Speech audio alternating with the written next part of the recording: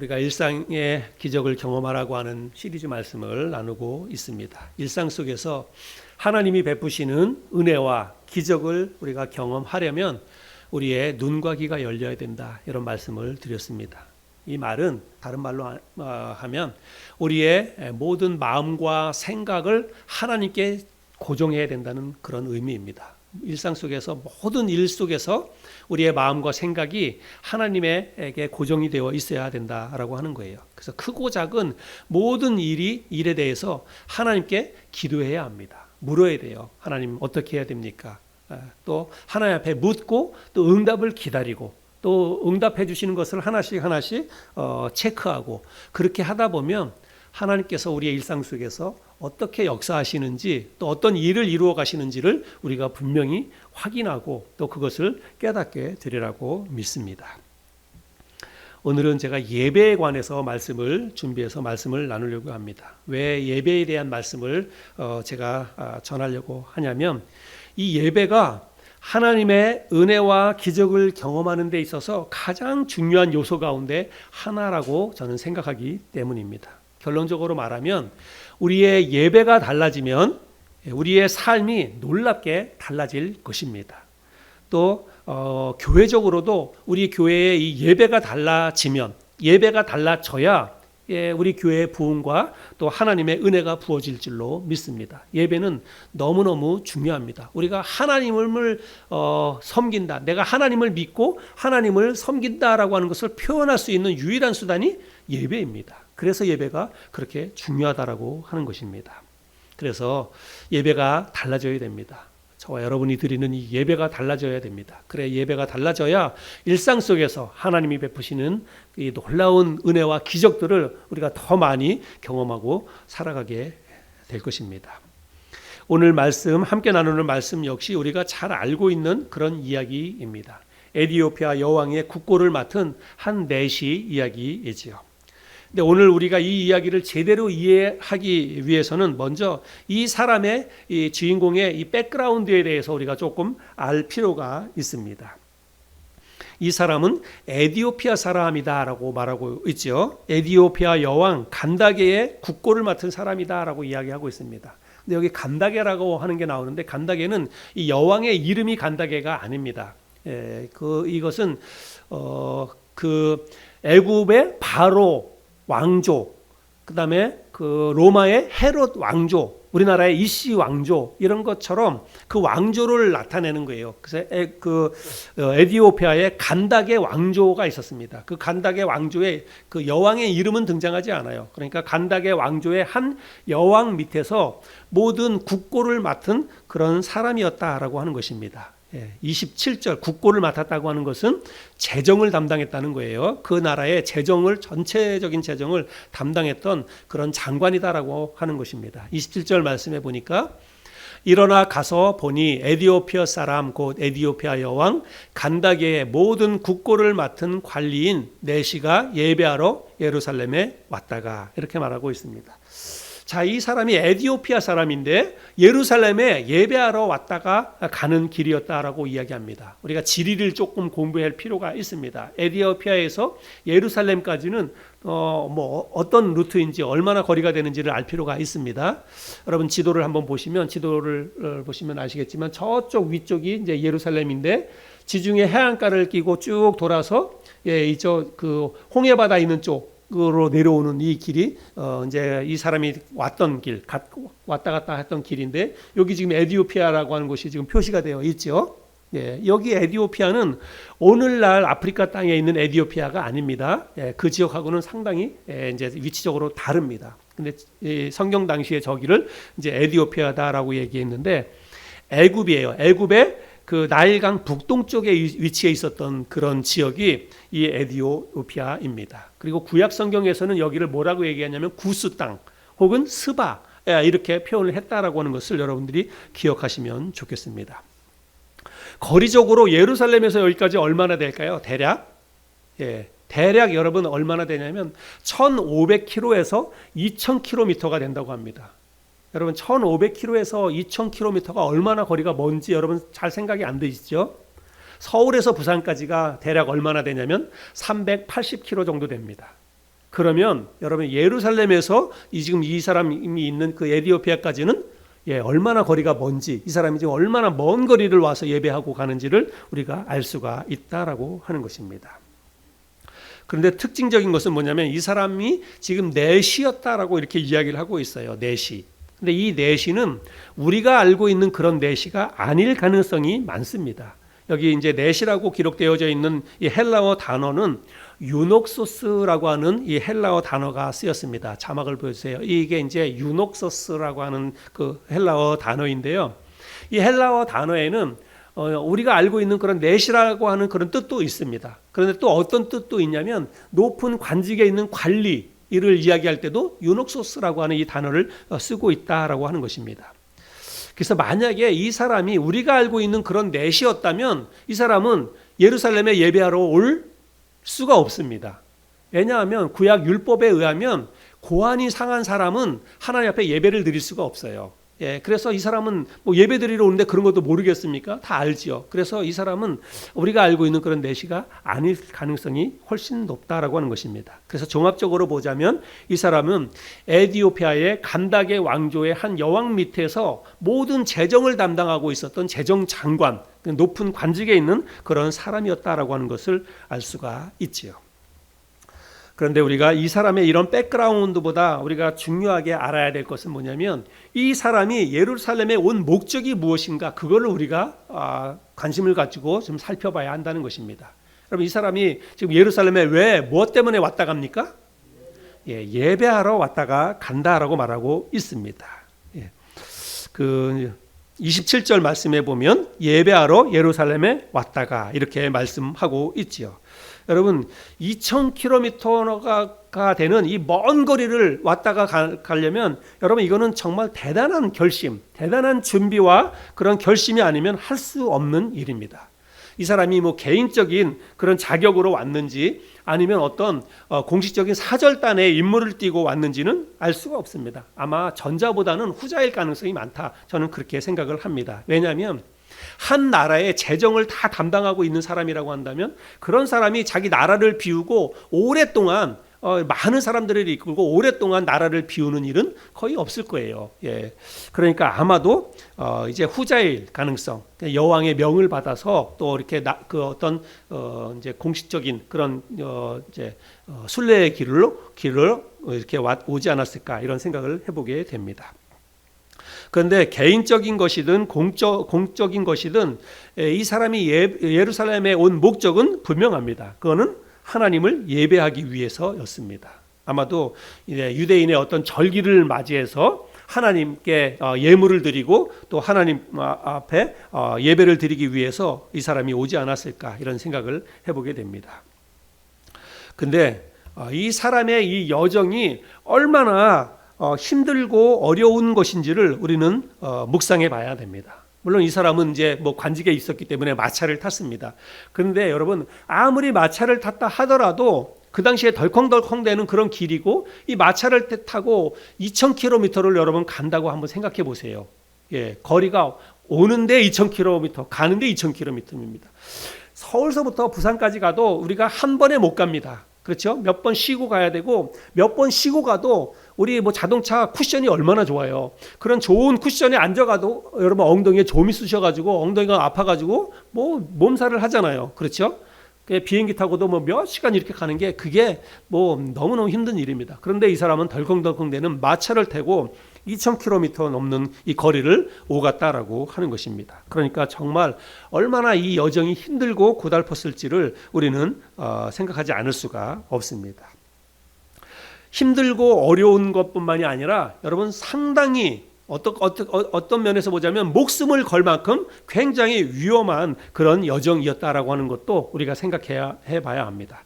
여러분, 이 사람이 가는 길은 광야입니다. 그 사막의 이 모래바람 같은 급변하는 날씨도 정말 이게 보통의 문제가 아니었을 것입니다.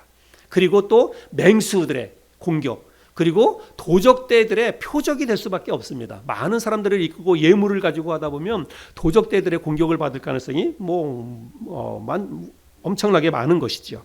그러니까 이런 모든 위험을 무릅쓰고 이 사람이 여기를 왔다라고 하는 것은 정말 대단한 그런 결심이 아닐 수가 없습니다. 그래서 이 사람이 정말 하나님에 대한 어떤 분명한 믿음, 종교적인 믿음과 열심, 확신, 이것이 없으면 결코 가능하지 않은 그런 일이었다. 저는 그런 생각을 하게 됩니다. 물론 이 사람이 여왕의 명령이나 혹은 두 나라 사이의 어떤 관례적인 의전 행사의 일환으로 예루살렘을 다녀간 것이다. 뭐 그렇게 생각해 볼 수도 있습니다. 그렇죠? 여왕의 명령을 받아서 유대인의 절기를 맞아서 가서 사절단에 임무를 띠고 그런 어떤 이제 예배하는데 이렇게 참석하는 그런 사절단의 임무로 왔다 갔을 그런 가능성도 있습니다. 그런데 저는 만약에 그랬다면 그냥 어떤 공식적인 임무를 띠고 그냥 여왕의 명을 받아서 그렇게 왔다 가는 그 정도였다면, 여러분 이 사람이 돌아가는 길에 지금 뭘 했냐면 수레에 앉아서 성경을 읽고 있었다는 것입니다. 그냥 사절단의 임무를 받아서 왔다 간다고 한다면 그 덜컹거리는 데에서 피곤하고 힘든 그런 데서 여러분 성경을 읽는다는 게 이게 말이 안 되는 거예요. 그러니까 아마 이것은 이 사람의 분명한 믿음이 분명히 있었다라고 하는 것을 우리가 알 수가 있죠. 이 사람이 읽고 있었던 성경은 이사야 53장의 말씀인데요. 이사야 53장 7절 8절 이 말씀을 읽고 있었습니다. 그가 곤욕을 당하여 괴로울 때에도 그의 입을 열지 아니하였으며 마치 도수장으로 끌려가는 어린 양과 털 깎는 자 앞에서 잠잠한 양같이 그의 입을 열지 아니하였도다. 그는 곤욕과 신문을 당하고 끌려갔으나 그 세대 중에 누가 생각하기를 그가 살아있는 자들의 땅에서 끊어짐은 마땅히 형벌받을 내 백성의 허물 때문이라 하였으리요. 구약 성경의 이사야 성경 이 말씀을 이 사람이 읽고 있었다는 것입니다. 그런데 하나님은 이렇게 먼 거리를 마다하지 않고 수많은 위험과 또 고생을 뒤로하고 당신을 예배하기 위해서 예루살렘을 다녀가는 이 낯선 이방인 이 사람을 그냥 돌려보내지 않습니다. 그래서 하나님께서 당신을 대신해서 초대교회의 신실한 일꾼이자 복음 전도자였던 빌립을 이 사람에게 보냅니다. 그래서 예수 그리스도의 생명의 복음을 이 사람에게 하나님이 들려주십니다. 하나님께서 빌립을 천사를 통해서 이 사람에게 직접 보내서 이 사람에게 복음을 들려주게 됩니다. 그런 내용이 29절부터 35절까지 있는데요. 또 한번 제가 읽어볼 테니까 여러분 잘 보세요. 29절부터 성령이 빌립더러 이르시되 이 수레로 가까이 나아가라 하시거늘 빌립이 달려가서 선지자 이사야의 글 읽는 것을 듣고 말하되 읽는 것을 깨닫느냐 대답하되 지도해 주는 사람이 없으니 어찌 깨달을 수 있느냐 하고 빌립을 청하여 수레에 올라 같이 앉으라 하니라. 읽는 성경 구절은 이것이니 일러스되 그가 도살자에게로 가는 양과 같이 끌려갔고 털 깎는 자 앞에 있는 어린 양이 조용함과 같이 그의 입을 열지 아니하였도다. 그가 굴욕을 당하였을 때 공정한 재판도 받지 못하였으니 누가 그의 세대를 말하리요 그의 생명이 땅에서 빼앗김이로다 하였거늘 그 내시가 빌립에게 말하되 청컨대 내가 묻노니 선지자가 이 말한 것이 누구를 가리킴이냐 자기를 가리킴이냐 타인을 가리킴이냐. 빌립이 입을 열어 이 글에서 시작하여 예수를 가르쳐 복음을 전하니. 여러분 이 에디오피아 대시는 성경에 구약 성경에 있는 성경 말씀을 읽었습니다. 그러나 그 성경 말씀에서 말하고 있는 고난당하는 그 사람이 누구를 가리키는지 알 수 없었습니다. 그래서 선지자를 가리키는 것이냐 누구냐 뭐 이렇게 묻는 거지요. 그런데 빌립이 그 사람과 대화를 쭉 나누면서 또 이 사람이 읽고 있었던 성경에 대한 이야기를 쭉 나누면서 이제 빌립이 이 글에서 시작해서 뭘 얘기했냐면 예수 그리스도의 복음을 전했다. 예수 그리스도에 대해서 이야기를 전했다라고 말씀하고 있습니다. 빌립이 이 사람에게 전해준 복음의 내용이 무엇인지는 성경에서는 기록하고 있지는 않습니다. 그런데 우리가 얼마든지 유추해서 생각해 볼 수 있죠. 예수님에 관한 모든 이야기를 그 사람에게 들려주었을 것입니다. 예수님께서 예루살렘과 갈릴리로 오가면서 행했던 모든 기적과 모든 말씀들을 이 사람에게 가르쳐 주었을 것입니다. 그리고 결국은 예수님께서 십자가에 달려 죽으신 것과 또 죽은 지 3일 만에 부활하신 모든 것들을 이 사람에게 이야기해 주었을 것입니다. 그리고 제자들이 보는 앞에서 승천하시고 승천하시면서 다시 오시겠다고 약속하셨던 이런 모든 말씀을 이 사람에게 이야기했을 것입니다. 여러분, 이것이 바로 예수 그리스도에 관한 이야기이고 이것이 바로 복음이지요. 예수 그리스도에 관한 복음의 이야기를 내시에게 다 전해 주었을 것입니다. 그리고 이제 자신을 포함해서 남겨진 제자들이 예루살렘에서 그 예수 그리스도의 부활의 증인으로서 예수님에 대한 이야기를 전함으로 인해서 많은 사람들이 유대교에서 이제 예수님을 믿고 주님께 돌아오는 그런 역사가 일어나는 것을 이 사람에게 이야기해 주었을 것입니다. 그래서 지금 당신도 보았듯이 예루살렘에는 예수 믿고 따르는 사람들이 많이 있는 것입니다. 이런 이야기를 내시에게 다 전해 주었을 것입니다. 그리고 나서 오늘 본문 말씀에는 없지만 빌립의 이야기를 다 듣고 나서 저는 틀림없이 이 내시 역시도 우리가 앞전에서 살펴본 것처럼 빌립보 감옥의 간수, 그리고 한밤중에 주님을 찾아왔던 니고데모처럼 분명히 이 빌립에게 물었을 것입니다. 그러면 나는 어떻게 해서 구원을 받을 수 있겠습니까? 어떻게 해야 내가 그 예수 그리스도를 믿고 구원받을 수 있겠습니까? 아마 그렇게 물었을 거예요. 그런데 아쉽게도 이 두 사람 사이에서의 이런 영적인 깊은 대화는 성경에 기록되어져 있지 않습니다. 그리고 너무나 아쉬운 것은 37절 이 성경 구절이 없음이라고 이렇게 표시되어 있는데 저는 이게 너무나 아쉬워요. 근데 어떤데 다른 성경에 보면 우리가 이제 예전에 가지고 있었던 성경에 보면 성경 밑에 보면 이렇게 표시되어 있습니다. 37절 없음에 대해서 이렇게 표시되어 있어요. 빌립이 이르되 만일 그대가 마음을 다하여 믿으면 받을 수 있느니라 하니 내시가 응답하여 이르되 예수 그리스도께서 하나님의 아들이심을 내가 믿노라 하니라. 지금 37절에 우리가 주로 보는 성경에는 없음이라고 표시되어 있지만 원래 없음이라고 표시되어 있는 그곳에 저 성경 구절이 들어있을 가능성이 많다는 거예요. 저는 확실히 믿습니다. 이렇게 믿어요. 근데 이게 왜 이렇게 빠졌는지는 뭐 이제 사본을 기록하는 번역하는 이런 과정 속에서 이게 누락이 됐을 가능성이 있는데 너무나 아쉽죠. 그래서 이 사람이 그러면 내가 어떻게 해야 내가 구원을 받을 수 있습니까? 이렇게 이야기했을 때 빌립이 마음을 다해서 예수님을 믿으면 네가 구원을 받을 수 있다 이렇게 이야기를 했다는 것입니다. 그래서 분명히 내시는 그날 그 수레 위에서 예수 그리스도를 믿고 빌립이 전해준 복음을 듣고 예수님에 대한 이야기를 듣고 예수님을 마음속에 믿고 하나님의 자녀로 이가 거듭났을 것입니다. 저는 그렇게 믿습니다. 그가 받은 침례가 바로 그것을 입증해 주는 것입니다. 그가 예수 그리스도를 마음속에 믿고 난 다음에 바로 무엇을 했냐면 침례에 순종했다는 거예요. 35절부터 39절까지의 말씀에 기록되어져 있는데 또 한번 보겠습니다. 빌립이 입을 열어 이 글에서 시작하여 예수를 가르쳐 복음을 전하니 길 가다가 물 있는 곳에 이르러 그 내시가 말하되 보라 물이 있으니 내가 침례를 받음에 무슨 거리낌이 있느냐. 이에 명하여 수레를 멈추고 빌립과 내시가 둘 다 물에 내려가 빌립이 침례를 베풀고 둘이 물에서 올라올세 주의 영이 빌립을 이끌어 간지라. 내시는 기쁘게 길을 가므로 그를 다시 보지 못하니라. 그래서 구원받고 난 다음에 예수님을 마음속에 믿고 난 다음에 뭘 했냐면 길을 가다가 수레를 타고 가다가 보니까 물이 있는 곳이 있는 거예요. 그러니까 둘이 내가 침례를 받으네 무슨 거리낌이 있느냐. 물이 충분히 준비되어 있으니까 내가 침례를 받겠다라고 이야기해서 둘이 물에 내려가서 침례를 받고 또 올라왔다라고 말하고 있습니다. 뭐 오늘 말씀의 핵심은 아니지만 이 말씀에 보면 이 에티오피아 내시는 물에 잠기는 침례를 받은 것을 볼 수 있습니다. 오늘날 주로 많은 교회에서 행하고 있는 이 세례는 성경적이지 않습니다. 이 사람은 세례받은 게 아니라 침례를 받았습니다. 두 사람이 물에서 내려가서 또 침례를 주고 물에서 올라왔다라고 이야기하고 있습니다.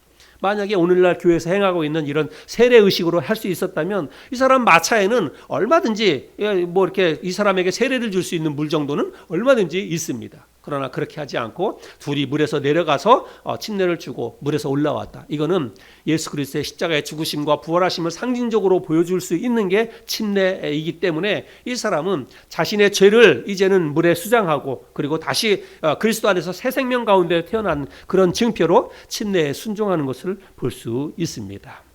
어쨌든 이 침례는 예수 믿는 사람들에게 일어나는 일이지 않습니까? 내가 예수를 그리스도를 믿고 내가 이제 하나님의 자녀로 거듭난 것을 우리가 표현하는 그 믿음의 고백으로 침례를 받는 것인데, 이 사람은 그런 침례를 받은 것을 보면 예수 그리스도를 확실히 그날 믿고 마음에 받아들였다라고 하는 것을 우리가 알 수가 있습니다.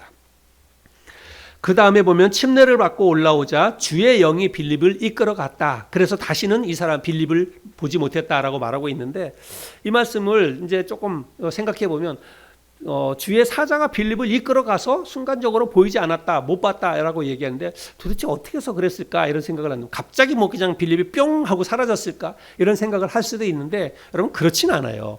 그런 게 아니라 주의 사자가 빌립을 이끌어 갔다라고 하는 것은 이제 성령의 이끌림을 받아서, 천사의 이끌림을 받아서 빌립이 그곳에 그 사람과 더 이상 머물지 않고 이제 가이사라 다른 곳으로 옮겨갔다라고 하는 것입니다. 그래서 이제 두 사람이 더 이상은 만날 수 없었다, 그런 의미로 우리가 이해하면 되겠습니다. 아무튼 여러분, 이 사람은 처음 빌립을 만났을 때 우리가 다시 돌아가서 생각해 보면 마차를 타고 예루살렘에 와서 예배를 드리고 갔어요. 예배를 드리러 와서 정말 그 수고와 노력은 뭐 대단하죠. 그러나 예배를 드리고 가는 길에도 성경을 읽었지만 깨달음이 없습니다. 여러분, 깨달음이 없는 예배는 감동이 없는 거예요. 깨달음이 없는, 감동이 없는 그런 예배는 사람의 삶을 변화시킬 수가 없습니다. 그냥 의식적인, 형식적인 종교인일 뿐입니다. 그는 빌립을 만나기 전까지만 하면 그런 형식적인, 의식적인 종교인이었습니다. 그저 절기 때마다 하나님을 와서 예배하는 그 정도의 믿음밖에는 그 사람에게는 없었다는 것입니다.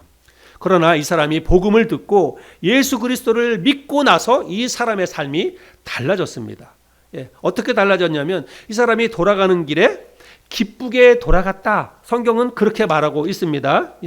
그 39절에 보면 둘이 물에서 올라올새 주의 영이 빌립을 이끌어 간지라. 내시는 기쁘게 길을 가므로. 내시는 기쁘게 길을 가므로. 여러분, 이 단순히 짧은 이 한 구절에 내시는 기쁘게 돌아갔다라고 하는 이 한 구절의 표현이지만, 저는 여기에 많은 의미가 담겨 있다라고 믿습니다. 그 먼 거리를 오갈 때 얼마나 고되고 힘듭니까? 그런데 이제는 그 힘든 길이 전혀 힘들게 느껴지지 않는 거예요. 기쁨으로 이 사람이 다시 돌아갔다라고 말하고 있습니다. 저는 이 사람의 인생이 분명히 달라졌을 것이다 라고 저는 확신합니다. 저와 여러분이 예수님을 믿고 나서, 처음 예수 그리스도를 믿고 나서, 물론 우리가 신앙생활 하면서 뭐 믿음이 있으면 식어지기도 하고 첫사랑을 잃어버리기도 하고 그렇지만, 내가 처음 예수 그리스도를 믿었을 때, 내가 예수님을 마음속에 믿고 구원받고 처음 그랬을 때 여러분 상황을 한번 생각해 보세요. 그때 얼마나 기뻤습니까? 진짜 뭐 구름 위를 걷는 것처럼 어떤 사람은 그런 표현을 하기도 하고, 뭐 몇 날 며칠 울면서 또 하나님 앞에 감사했다라고 이야기하기도 하고, 저도 사실은 예수님을 처음 믿고 나서는 너무너무 기뻤어요. 온통 그 생각밖에 없었습니다. 그래서 내가 어떻게 하면 하나님을 기쁘시게 하는 삶을 살 수 있을까, 그 생각밖에 없었어요. 아마도 이 사람도 그러지 않았을까 이런 생각을 합니다. 여러분, 기쁘게 길을 돌아갔다는 것입니다. 이 사람의 삶 가운데 인생의 변화가 일어나게 된 것입니다. 오늘 이 말씀을 통해서 생각해 볼 교훈이 뭘까요? 하나님께서 오늘 이 말씀을 통해서 우리에게 주시는 영적인 도전은 무엇일까요? 여러분, 우리가 예배에 전심을 다할 때 우리의 삶 가운데 하나님의 은혜와 하나님께서 우리에게 베푸시는 기적이 우리의 삶에 일어나게 된다는 것입니다. 우리가 예배에 전심을 다할 때 우리의 삶이 기쁨으로 변하게 된다는 사실입니다. 오늘날 우리는 너무나 편리한 세상에 우리가 살고 있습니다. 하나님을 예배하는 데 있어서 뭐 불편함이나 제약이 없습니다. 대부분의 사람들은 다 집에 자동차를 가지고 있습니다. 그래서 교회에 올 때 뭐 주로 30-40분 그렇게 차를 운전해서 다 대부분 예배에 참석을 합니다. 뭐 차가 없는 분들도 있죠. 그러나 차가 없는 분들도 요즘은 대중교통이 너무나 잘 발달이 되어 있습니다. 특별히 우리나라 정말 대중교통 정말 발달이 잘 되어 있습니다. 집 앞에서 조금만 나가면 지하철 다 있지요. 지하철 없어도 버스 있습니다.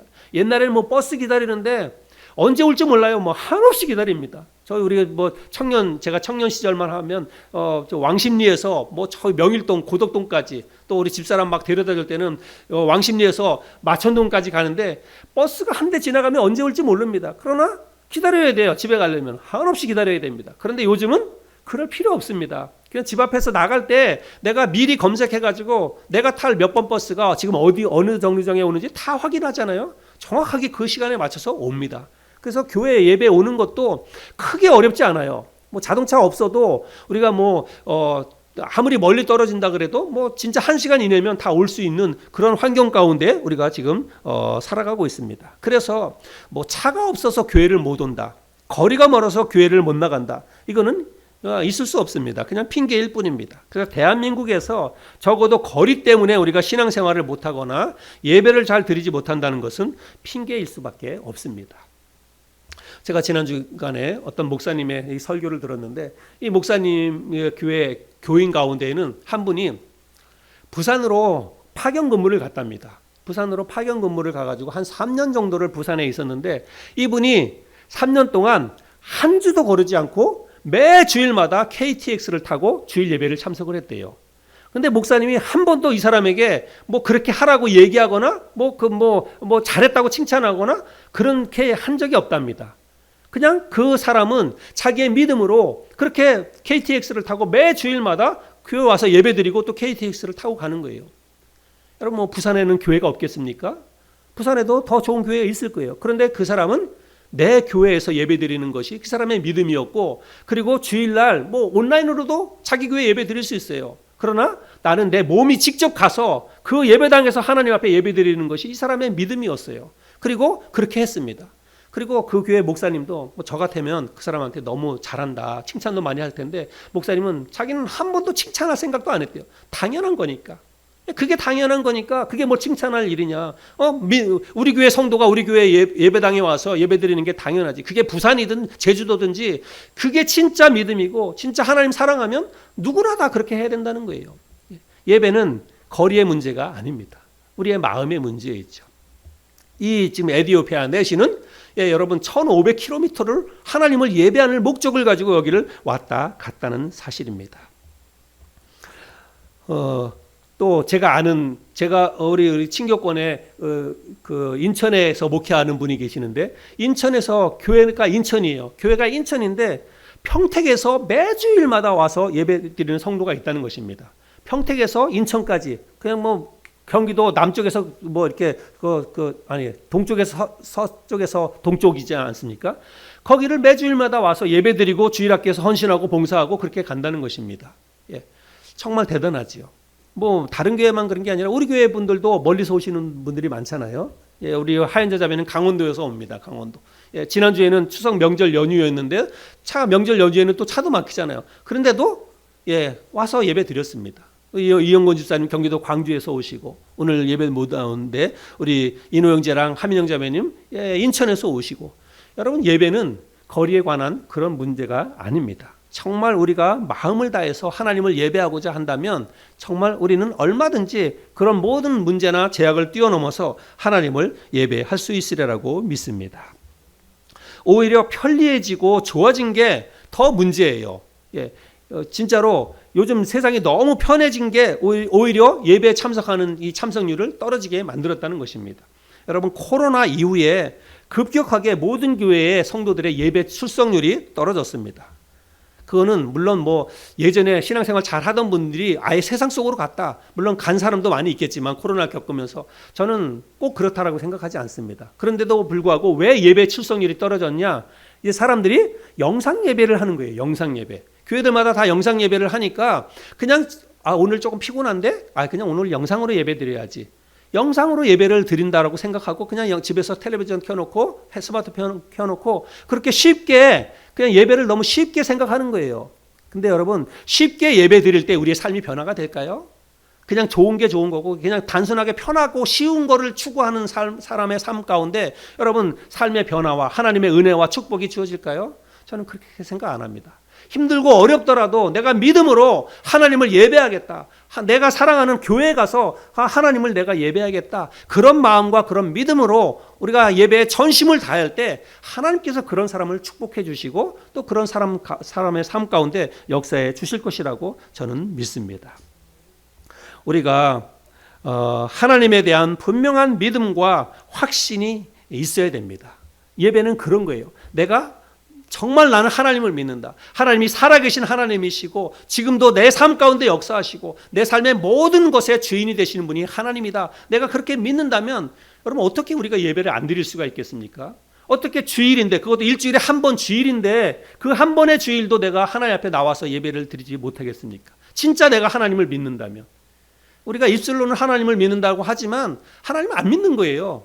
하나님을 안 믿는 것입니다. 진짜 내가 하나님을 믿는다고 한다면 어떻게 우리가 예배를 안 드리고 우리가 신앙생활을 할 수가 있겠습니까? 예배는 단지 주일날 교회에 와서 출석 도장을 찍는 게 아니라 창조주이시고 만왕의 왕이신 그분을 경배하고 예배하는 것입니다. 나의 구원자가 되시고 지금도 살아계셔서 내 인생의 모든 것을 주관하시는 높고 존귀하신 하나님을 찬양하고 그 하나님 앞에 영광을 돌리는 시간이 바로 예배인 것입니다. 그래서 내가 하나님을 진짜 창조주 하나님으로 지금도 살아계셔서 우주 만물뿐만 아니라 내 인생의 모든 것을 주관하신다는 그런 사실을 내가 분명히 믿는다면 우리는 예배에 전심을 다해야 됩니다. 어떤 환경과 여건 속에서도 하나님을 예배하는 일에 최선을 다해야 되고 그것을 가장 중요하게 우리가 여길 수 있어야 한다는 것입니다. 거리나 아니면 그 어떤 문제나 여러분 이거는 문제가 될 수가 없다라고 하는 것입니다. 오히려 거리가 먼 것이 마이너스가 아니라 저는 신앙생활할 때 거리가 먼 것이 마이너스가 아니라 오히려 더 좋은 영향을 미칠 수 있다 이렇게도 생각을 합니다. 우리가 내 마음과 생각을 어떻게 먹느냐에 따라서 달라지는 거예요. 여러분 교회도 가만히 보면 교회 예배 시간에 주로 거리적으로 볼 때 주로 어디에 있는 사람들이 여러분 예배 시간에 지각을 많이 합니까? 가까이 있는 데예요. 진짜로. 여러분 멀리 있는 사람은요. 아예 일찍 출발합니다. 왜냐하면 오는 길에 뭐 변수가 생길까 봐 일찍 출발해서 일찍 와요. 그래서 30분, 1시간 전에 옵니다. 그런데 교회 가까이에 있는 사람들은 그냥 얼른 해가지고 가면 되지 이런 마음 때문에 느긋하게 하다가 항상 예배 시간 늦게 오는 분들은 교회 가까운 데 있는 분들입니다. 근데 여러분 오늘 에티오피아 내시도 보세요. 이 먼 거리를 왔다 가면서 가는 마차에서 뭘 합니까? 성경을 읽잖아요. 멀리서 오는 분들은 차 타고 오면서 그 시간에 찬양을 들어요. 찬양을 듣기도 하고 말씀을 듣기도 하고 그렇게 하면서 차 타고 오고 하는 거예요. 여러분 그리고 먼 거리를 오면 여러 가지 사실은 이제 대가를 지불할 것도 많죠. 아침 일찍 일어나야 되고 기름값도 들어가야 되고 이것저것 생각할 게 많아요. 그래서 내가 지불하는 값이 있기 때문에 몸도 더 많이 또 그렇게 해야 되죠. 그러니까 내가 지불하는 값이 있기 때문에 교회 와서도요 예배를 더 집중해서 더 정성스럽게 드린다는 것입니다. 멀리서 그만큼 수고하고 오니까 허투루 드릴 수가 없는 거예요. 내가 그만큼 고생하고 오니까 예배를 집중해서 예배도 드리고 또 교회를 더 많이 사랑하고 더 열심히 헌신도 하고 그렇다는 것입니다. 그래서 교회에서 열심히 충성스럽게 헌신을 많이 하는 사람들 가만히 보면 대부분 교회 가까운 데 있는 분들보다는 교회 멀리 있는 분들이 오히려 더 헌신도 열심히 하고 또 더 열심히 신앙생활 하는 것을 볼 수 있습니다. 꼭 그렇다는 것은 아니지만 그런 경우가 상당히 많이 있어요. 그래서 제가 드리고 싶은 것은 거리는 사실은 우리가 하나님을 예배하거나 신앙생활하거나 또 주님의 교회를 섬기는 데 있어서 큰 문제가 되지 않는다라고 하는 것입니다. 마음이 중요하지. 우리의 마음이 중요하다라고 하는 것입니다. 예배를 드릴 때 우리의 마음과 태도도 달라져야 됩니다. 여러분 우리의 지금 내가 예배드리는 우리의 마음과 태도, 내 마음과 태도 한번 생각해 보실 수 있기를 바랍니다. 오늘 우리가 특별히 예배에 관한 말씀을 나누니까 그동안 내가 어떤 마음으로 어떤 태도로 내가 예배를 드렸는지 한번 생각해 보시길 바랍니다. 하나님의 은혜와 축복, 일상 속에서 하나님께서 베푸시는 기적을 맛보려면 여러분 우리의 예배가 달라져야 되는데 여러분 지금까지 내가 어떤 마음과 태도로 하나님 앞에 예배 드렸는지를 한번 생각해 볼 수 있기를 바랍니다. 정말 오늘 설교의 제목처럼 예배에 전심을 다하고 있었는지, 여러분 예배에 전심을 다하라라고 제가 말씀을 드렸는데 정말 우리가 그래야 됩니다. 예배에 전심을 다할 수 있어야 돼요. 우리가 주일날 와서 이렇게 한번 예배 드릴 때 진짜 정신 똑바로 차리고 전심을 다해서 정성껏 하나님 앞에 우리가 예배를 드려야 한다는 것입니다. 예배는 단지 제가 말씀드렸죠. 예배는 단지 설교를 듣고 가는 시간이 아닙니다. 근데 많은 사람들이 예배를 뭘로 생각하냐면 주일날 교회 와서 목사님 설교 듣고 가는 거를 예배로 생각합니다. 여러분 설교는 그냥 예배의 한 부분일 뿐이에요. 그 예배가 뭐냐? 예배는 찬양과 기도와 말씀과 물질과 이 모든 것들을 하나님 앞에 최고의 것을 하나님 앞에 드리는 시간이 예배입니다. 그래서 제가 처음에 찬양 부를 때 여러분 찬양 그냥 대충 부르지 말고 그냥 어떤 분들은 찬양 부르는 시간에 입도 딸싹 안 하는 분들도 있어요. 실제로 많이 있습니다. 예. 뭐 이제 우리 교회는 여러분 제가 다 보여요. 제가 앞에서 보면 여러분이 찬양을 부르고 있는지 또 설교 들을 때 여러분이 어떤 마음으로 듣는지 제가 다 보입니다. 졸고 있는지 다 보여요. 앞에서 보면 다 보입니다. 근데 대형 교회도 이렇게 보면 스크린으로 이렇게 쭉 카메라를 비추잖아요. 찬양 부르는데 찬양 안 부르는 사람이 상당히 많이 있어요. 여러분 그 예배 안 하는 거예요. 예배는 그냥 설교만 듣는 게 예배가 아니라 찬양부터 시작해서 모든 시간이 다 예배라고 하는 것입니다. 그래서 여러분 찬양 부를 때 여러분 대충 부르지 마세요. 정말 힘있게 그리고 정말 가사를 생각하면서 하나님을 높인다라고 하는 마음가짐을 가지고 여러분 찬양을 하실 수 있기를 바랍니다. 제가 앞에서 이렇게 찬양 부를 때 보면 우리 교회에서는 찬양을 가장 정말 찬양답게 찬양 잘 부르시는 분이 있어요. 박영수 자매님이십니다. 제가 볼 때 박영수 자매님 진짜 찬양을 그렇게 부릅니다. 여러분 찬양 부를 때 정말 가사를 생각하면서 또 하나님 앞에 영광을 돌린다는 마음으로 그런 마음으로 여러분 찬양을 하시길 바랍니다. 이제 오늘부터 그렇게 하시면 돼요. 지금까지는 잘 못했어도 앞으로 예배 드릴 때는요 찬양 부를 때 목소리 아끼지 마시고 정말 전심을 다해서 하나님을 찬양하실 수 있기를 바랍니다. 기도할 때도 여러분 간절한 마음으로 기도해야 합니다. 그래서 주일날 교회 올 때는 좀 일찍 오세요. 일찍 오셔서 적어도 5분 10분 동안 오늘 드려질 예배를 위해서 여러분 기도하시기 바랍니다. 하나님 앞에 여러분 기도하고 예배를 드려야 돼요. 기도하세요. 교회 예배당에 오셔서 그냥 멀뚱멀뚱 있거나 또 뭐 성도들하고 막 이야기하거나 그러지 마시고 오늘 드려질 예배를 위해서 여러분 집중해서 기도하시기 바랍니다. 하나님 오늘 예배 가운데 성령께서 역사해 주셔서 오늘 내가 드리는 이 예배가 하나님 앞에 드려질 수 있도록 하나님 도와주세요. 또 예배 시간에 하나님 저에게 말씀으로 역사해 주세요. 그렇게 하면서 예배를 위해서 간절히 기도해야 합니다. 그리고 특별히 대표 기도하시는 분들 여러분 기도 미리미리 준비해서 오시기 바랍니다. 이제 저 스케줄표를 보시고 여러분 미리미리 준비해서 오세요. 그래서 가끔씩 여러분 한번 대표 기도하시는 분들은 이거 써보세요. 써보는 것도 그거 나쁘지 않습니다. 써서 읽는 거 여러분 나쁜 거 아니에요. 왜냐하면 그 준비하는 거거든요. 미리 뭐 하루 전이든 이틀 전이든 내가 주일날 기도할 거를 써보는 거예요. 그래서 그거 마음을 다해서 써가지고 잘 정리해서 그거를 보면서 기도하는 거 여러분 오히려 그냥 즉흥적으로 올라와서 막 횡설수설하고 막 말 꼬이고 이것보다 훨씬 낫습니다. 훨씬 더 하나님 앞에 영광도 되고 성도들에게도 그게 은혜가 돼요. 그래서 대표 기도하시는 분들은 미리미리 하루 전에 준비해서 기도를 한번 준비해서 오셔서 기도하실 수 있기를 바랍니다. 그리고 성도 대표로 누군가가 기도할 때는 그게 그 사람의 기도가 아니라 우리 모두의 기도거든요. 그래서 마음을 다해서 합해서 함께 또 그 기도에 동참을 할 수가 있어야 합니다. 말씀을 들을 때 여러분 집중해서 여러분 말씀을 잘 들으시길 바랍니다. 여러분 주일날 목사가 강단에 서서 설교를 할 때는 그거는 그냥 목사의 설교가 아니에요. 하나님이 선택한 하나님의 사람을 통해서 당신의 말씀을 지금 전하고 있는 시간이에요. 여러분 어떻게 그 시간에 딴 생각을 할 수가 있겠습니까? 하나님의 말씀을 듣는 시간인데 하나님이 말씀을 하시는 시간이에요. 그러니까 집중해서 하나님이 지금 나에게 하나님이 말씀하신다 이런 생각을 가지고 여러분 설교 시간에 집중해서 딴 생각하지 마시고 말씀을 집중해서 잘 들으시기를 바랍니다. 여러분 이렇게 드리는 게 예배예요. 전심을 다해서 우리가 그렇게 하나님 앞에 예배를 드릴 수 있어야 됩니다. 또 성경에 보면 하나님 앞에 나와서 예배를 드릴 때 빈손으로 나오지 말라고 성경은 말씀하고 있습니다. 그래서 우리가 작은 물질이라도 정성껏 준비해서 하나님 앞에 물질을 드릴 수 있어야 합니다. 출애굽기 23장에 보면 그런 말씀이 있는데요. 23장 14절 15절 같이 한번 읽어볼까요? 시작. 너는 매년 3번 내게 절기를 지킬지니라. 너는 무교병의 절기를 지키라.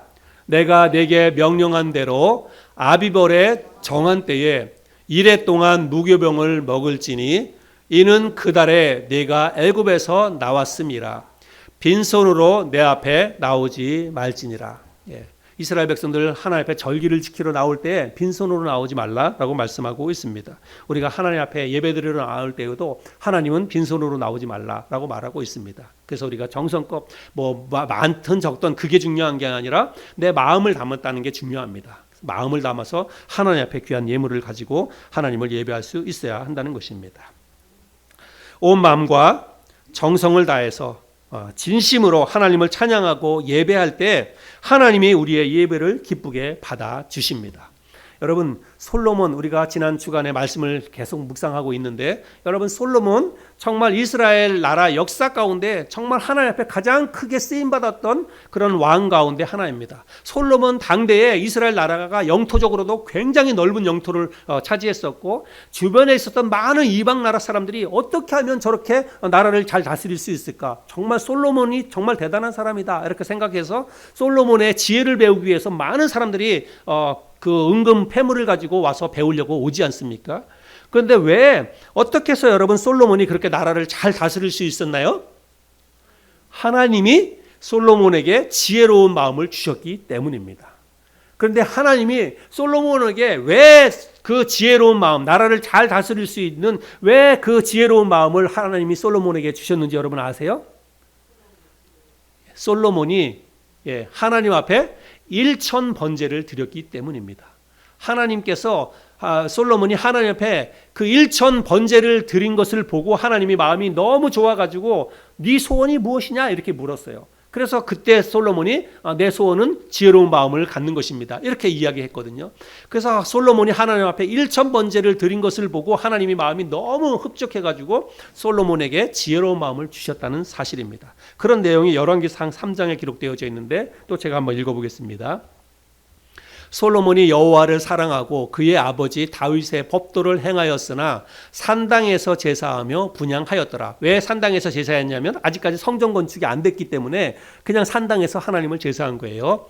이에 왕이 제사하러 기브온으로 가니 거기는 산당이 큼이라. 솔로몬이 그 제단에 1천 번제를 드렸더니 기브온에서 밤에 여호와께서 솔로몬의 꿈에 나타나시니라. 하나님이 이르시되 내가 네게 무엇을 줄고 너는 구하라. 하나님께서 솔로몬의 소원을 물었잖아요. 그래서 지혜로운 마음을 달라고 이야기했는데 하나님이 솔로몬에게 왜 그 소원을 물었냐면 솔로몬이 하나님 앞에 1천 번제를 드리는 것을 보고 마음이 기뻐서 하나님께서 이런 소원을 물었다는 것입니다. 여러분, 1천 번제는 뭐냐면 하나님 앞에 1000마리의 희생 제물로 하나님 앞에 제사를 드렸다는 것입니다. 여러분, 솔로몬 왕이니까 그렇게 할 수 있었다, 여러분 그렇게 생각하지 마세요. 그게 솔로몬의 마음이에요. 하나님 앞에 더 좋은 것, 더 많은 것, 더 귀한 것을 드리고 싶었던 솔로몬의 마음을 담아서 1천 번제를 드린 것입니다. 그래서 하나님께서 그 솔로몬의 마음을 보시고 너무 기뻐서 하나님께서 솔로몬에게 지혜로운 마음을 주셨다는 사실입니다. 여러분, 우리가 정성을 다해서 진심을 담아서 하나님을 예배하면 하나님의 마음이 감동이 됩니다. 그래서 우리의 삶을 하나님이 축복해 주신다는 사실입니다. 신명기 30장 9절에도 보면 이런 말씀이 있습니다. 내가 내 하나님 여호와의 말씀을 청종하여 이 율법책에 기록된 대로 기록된 그의 명령과 규례를 지키고 내 마음을 다하며 뜻을 다하여 여호와 내 하나님께 돌아오면 내 하나님 여호와께서 내 손으로 하는 모든 일과 내 몸의 소생과 내 가축의 새끼와 내 토지 소산을 많게 하시고 내게 복을 주시되 곧 여호와께서 내 조상들을 기뻐하신 것과 같이 너를 다시 기뻐하사 내게 복을 주시리라. 하나님께서 내 모든 가축과 모든 하는 일에 복을 주시겠다라고 말하고 있는데 어떻게 하면 내게 마음을 다해서 내 계명을 지키고 내 뜻에 순종하는 삶을 살면 그렇게 하시겠다라고 하는 것입니다. 오늘날 우리에게 적용해 보면 정성을 다해서 전심으로 하나님을 예배하는 삶을 살면 하나님께서 우리의 가정과 우리가 하는 모든 생업에 복을 내려 주시겠다라고 하는 그런 말씀입니다. 말씀의 결론을 맺습니다. 여러분, 우리가 일상의 기적을 경험하려면, 일상 속에서 하나님이 베푸시는 은혜와 축복을 경험하려면 하나님께 드리는 예배가 저는 그 출발점이라고 믿습니다. 우리의 예배가 달라지면, 우리가 정말 전심을 다해서 하나님 앞에 정성스럽게 우리가 그렇게 예배하면 분명히 우리의 삶이 달라질 것입니다. 분명히 우리의 삶 가운데 하나님이 놀라운 은혜와 축복으로 우리의 삶을 인도해 주실 것이라고 믿습니다. 여러분, 우리 예배를 좀 다르게 드립시다. 오늘부터 시작해서 우리가 오늘 배웠으니까 이제는 정말 마음을 다해서 정성을 다해서 하나님을 찬양하고 온 마음으로 전심을 다해서 하나님 앞에 예배 드릴 수 있는 저와 여러분이 될 수 있기를 바랍니다. 그렇게 우리 한 사람 한 사람의 예배가 달라져야 우리 교회의 예배가 달라집니다. 그렇게 우리 교회의 예배가 달라져야 우리 교회가 부흥하고 성장해 갈 수 있다는 사실입니다. 여러분, 우리 가정의 변화 그리고 우리 교회의 변화는 예배에서부터 출발합니다. 우리의 예배가 달라질 수 있도록 여러분 기도해 주세요. 그리고 여러분 그렇게 예배를 다르게 좀 드릴 수 있기를 바랍니다. 정신 똑바로 차리고 정말 집중해서 온 마음과 뜻과 정성을 다해서 살아계신 하나님을 예배할 수 있는 저와 여러분이 될 수 있기를 바랍니다. 그래서 하나님이 우리의 삶 가운데 놀라운 기적과 은혜를 베푸시는 것을 경험하고 살아가는 우리 모두가 될 수 있기를 바랍니다.